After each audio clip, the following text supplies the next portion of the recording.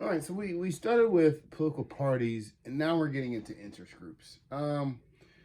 Interest groups are different than political parties because interest groups do not care who is holding office to do what they do. Interest groups just want to affect, influence policy of government by, well, any legal means. So legal, I said legal means. But there was a point where interest groups didn't care if they're doing things legally or not. And there probably are some interest groups that don't care if they're doing things legally today as well. But again, all they're trying to do is influence policy, influence the rules that are made, influence the laws that are made, so that government acts in the way that they want government to act. And so our understanding of political parties comes from actually a book called Bowling Alone.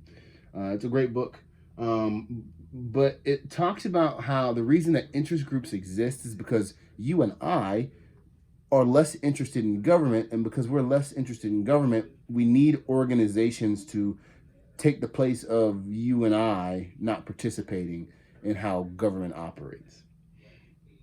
And so they're saying that, and the book says, we as individuals don't interact in organizations as much as we used to. And because we don't interact in organizations as much as we used to, we don't really care about our fellow man as much as we used to because we don't see them, other people out there in the world. We don't see them. We don't interact. And so we become desensitized to the needs of others, and becoming desensitized to the needs of others, we have a tendency to do things that are less social for the benefit of others. And that's where Bowling Alone is. They use the measure of people in bowling leagues and bowling activity to fall into that. So what this is trying to say is there's two aspects that exist: social capital and civic virtue. Civic virtue is the well, I will use it. Becoming a member of the group builds social capital. That means that connection with other people, and that connection to other people creates civic virtue. Us going out to benefit others. Cooperative relationships that facilitate the resolutions of collective problems. The more social capital a person has, the more likely they are to participate. Again, the more that I care about other people, the more likely that I am to do things that are not in my best interest for the benefit of all. That's really what we're talking to. Civic virtue, the tendency to form small-scale associations for the public good. Over time, since we see fewer people interact, organizations such as interest groups come together to act on the behalf of the larger group, and that's what's going on here. There's a lot of theories about this.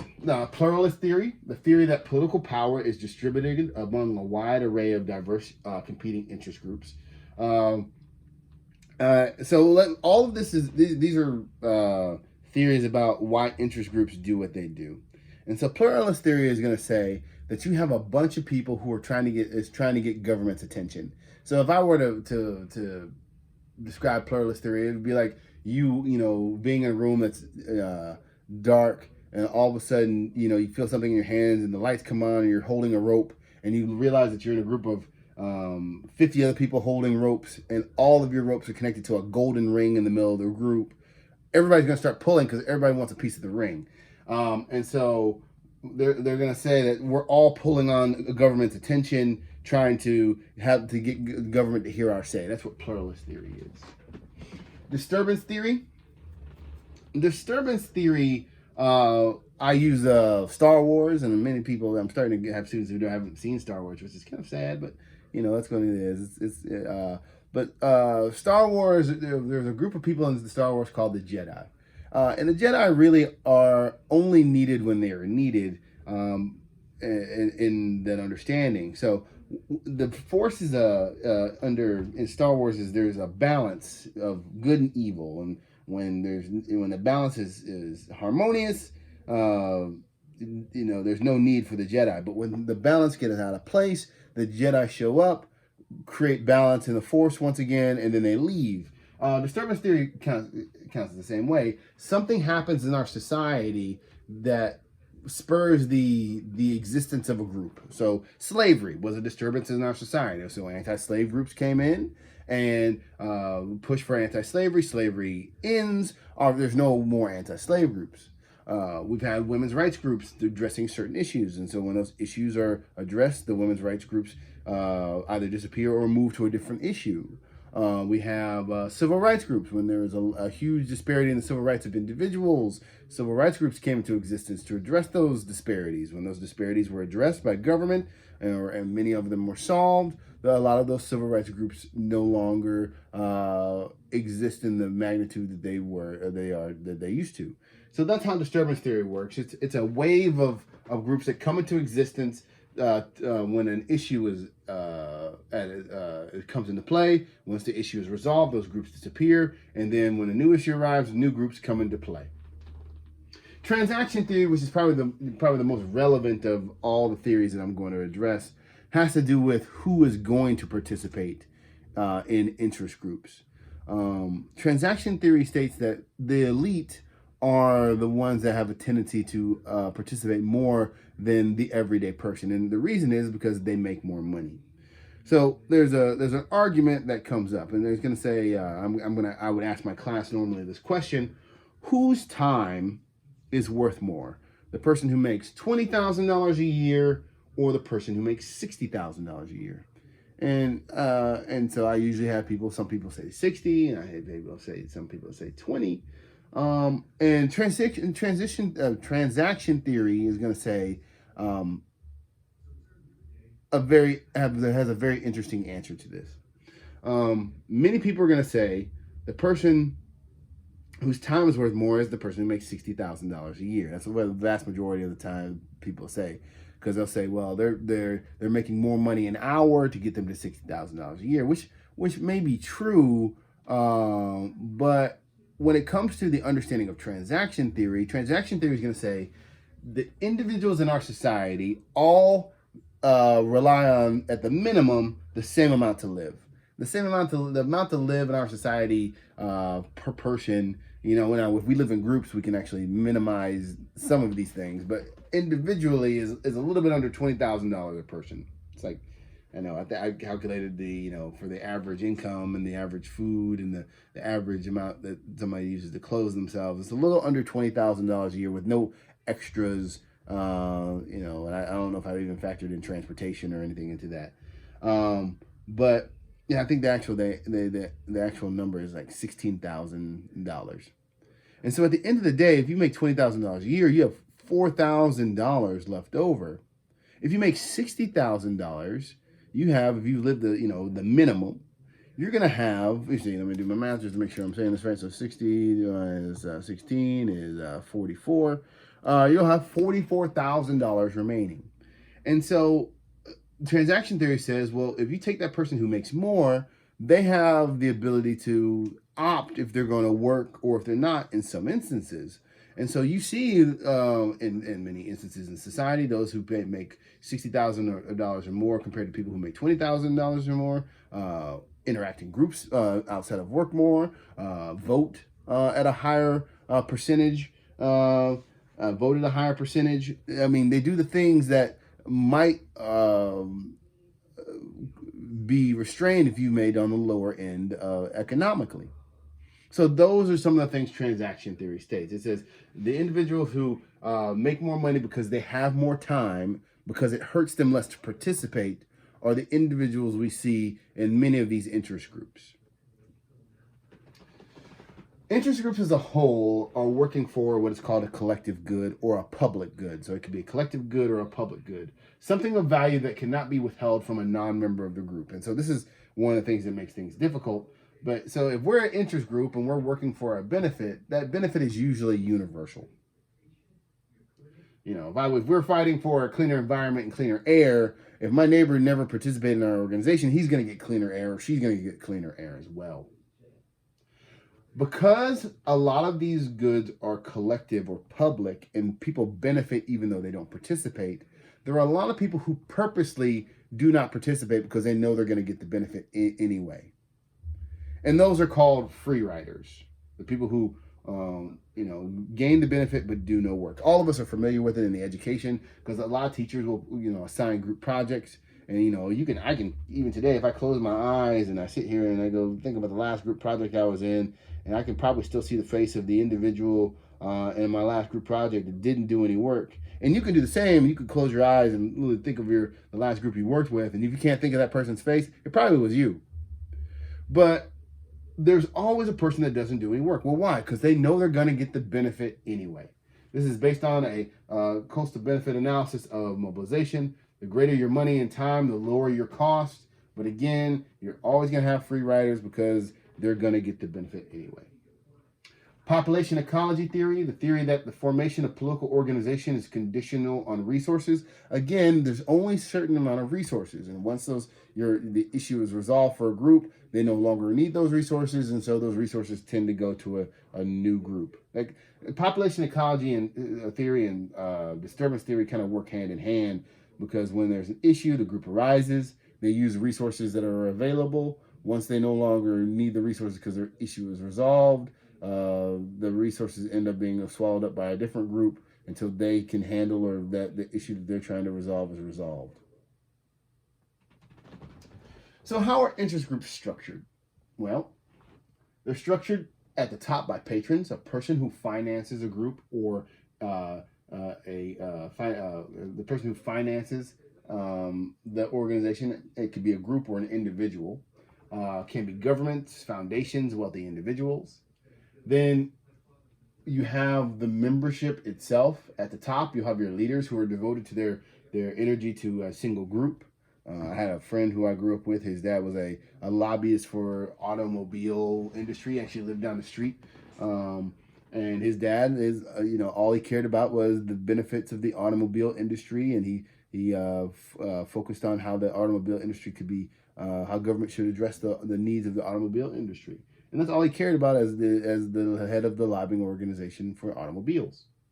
At the second tier, you have the members of the group who attend meetings, pay dues, and share membership. And again, these are the people who are working towards doing the benefits of the organization. And at the bottom, you have the people who do not pay dues, who do pay dues but do not participate. And again, these are not free riders. If you're paying dues, you are an active member, but you might not participate, but you're benefiting the group by paying dues. And at the very bottom, you have your free riders, those people who probably should participate because there's a benefit that can be gained, but choose not to because they do not want to use the energy or spend the resources where they're going to get the benefit anyway.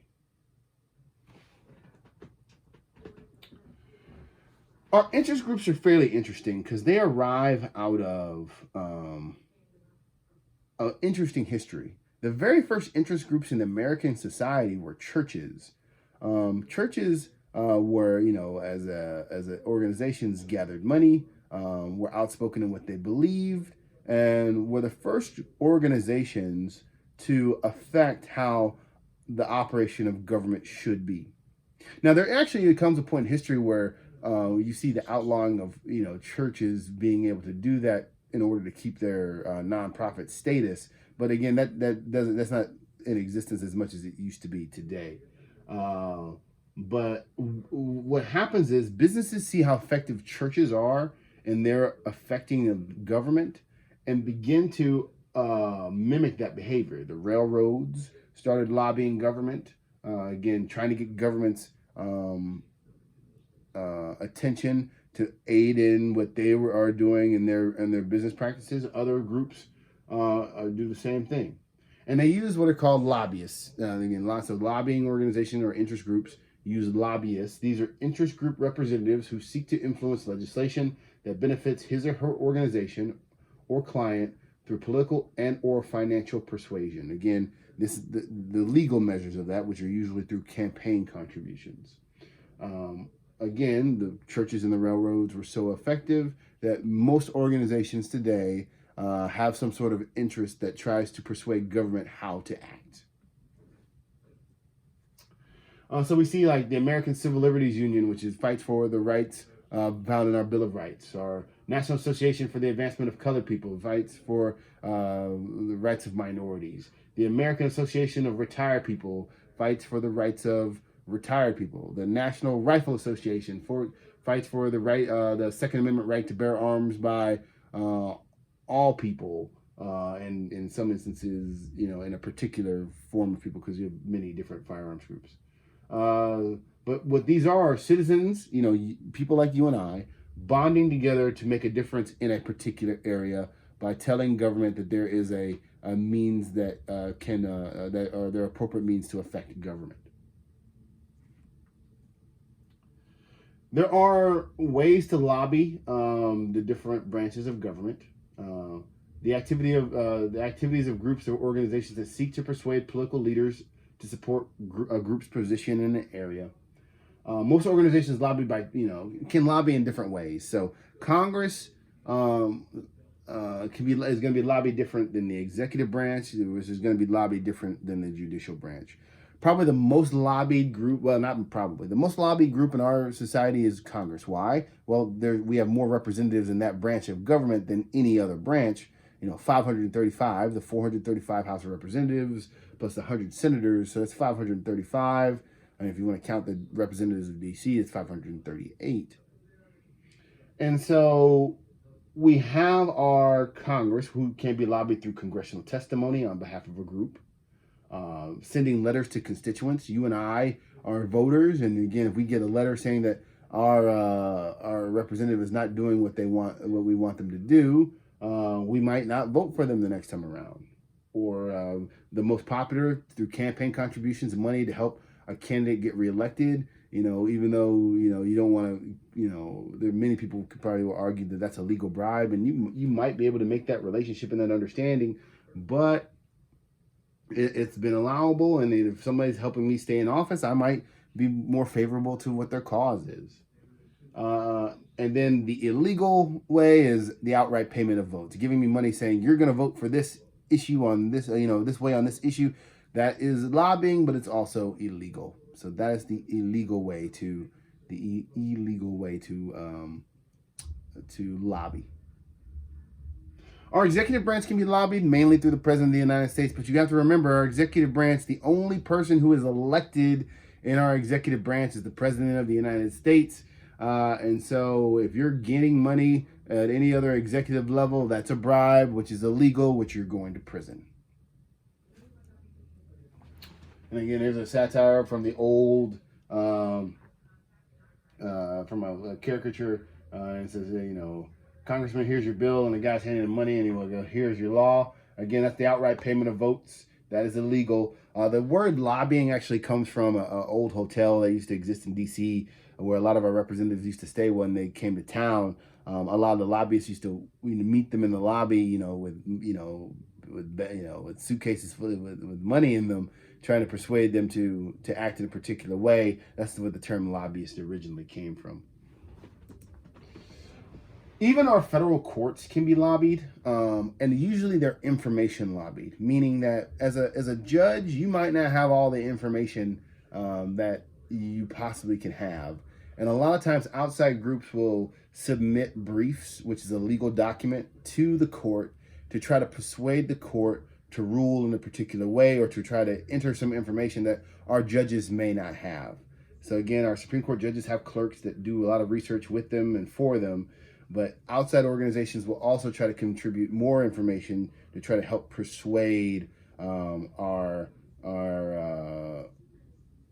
Supreme Courts, or even courts on the lower level. And remember, our Supreme Court in particular, their rulings can change how we understand the law. So if you're able to get the proper information or beneficial information to our Supreme Court, it could potentially change how we understand the Constitution itself. The vast majority of lobbying is grassroots lobbying. That's going to persuade the people who vote for our representatives. If you persuade enough voters, you can persuade enough representatives to act in a particular way. If there's a threat that they won't get reelected, more than likely there's going to be a chance that they'll change their vote. Protest and radical activism are also methods of lobbying, but again, they're also dangerous. Protests, again, peaceful protest is a great way to lobby. We see a lot of that. A lot of people standing on out in front of buildings, trying to get their point across to bring attention to something. But again, when you start to get into radical protest, or radical activism, which is usually something that's harmful, that is a form of lobbying, but also, in many times, it's illegal. In the end, Elections. So what do interest groups do? Well, election activities, a lot of times um, they're going to oh, we're doing blank there. They're going to promote candidates, meaning they're gonna, help a candidate move up from, say, city council to state representative to president of the United States. They're going to endorse that person. They're going to help groom that individual from where they were on the state level or even city level all the way to being president. They're going to help people get out to vote. They're going to help people vote, meaning that they're going to, drive vans, pick up people, take them to the polls, take them home. They're also going to rate candidates. Again, tell you what candidates are about, tell you what the benefits of electing this individual are. But probably the most significant is provide campaign contributions. The vast majority of the individuals who spend money, the people who spend money, and we've seen correlation over the last, several decades, the people who have the tendency to spend more money have a tendency to win. That's not a guarantee, but those who spend more money and are able to raise more money have a tendency to win election. All right. Well, we'll see you next chapter.